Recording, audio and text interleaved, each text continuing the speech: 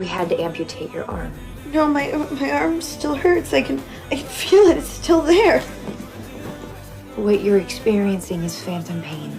Your arm is gone. I told you. My arm is gone. It's your fault.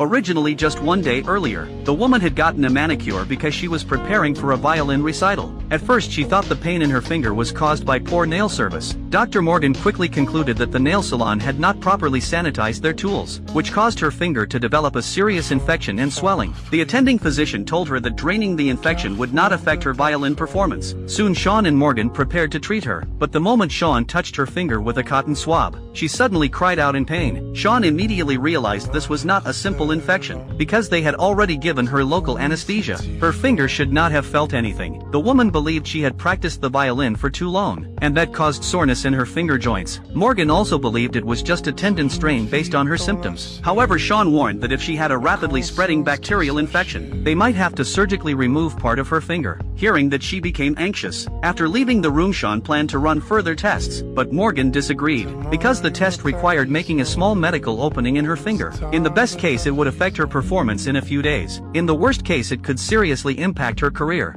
If it is necrotizing fasciitis and we do nothing, she could die.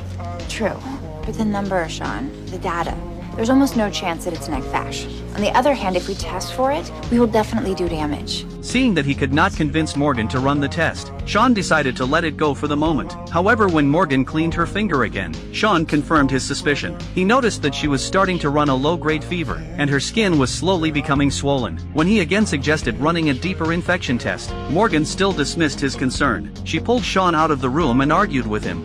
Your need to be sure, your obsession. We need to cut off a small piece of her finger so we know if we have to cut off a larger. Shaun, you're acting like you want to amputate her hand. No, you're acting like you don't want to amputate her hand. I don't.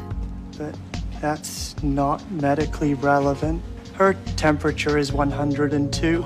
It's gone up 2 degrees since we've been arguing. At that moment, Morgan finally realized something was wrong. The two of them immediately ordered the test. The attending physician saw at a glance that her finger had severe tissue damage, and Shaun had been right. Now they could only hope to save her finger. But luck was not on her side. Her condition suddenly became critical. Fortunately, Shaun stayed calm and started emergency treatment. At that point, he realized the infection had already reached deeper tissue. Now the only way to save her life was a surgical removal procedure to prevent the bacteria from spreading further through her body. The attending physician immediately performed the procedure. After surgery, she was placed in a hyperbaric oxygen chamber to clear any remaining bacteria.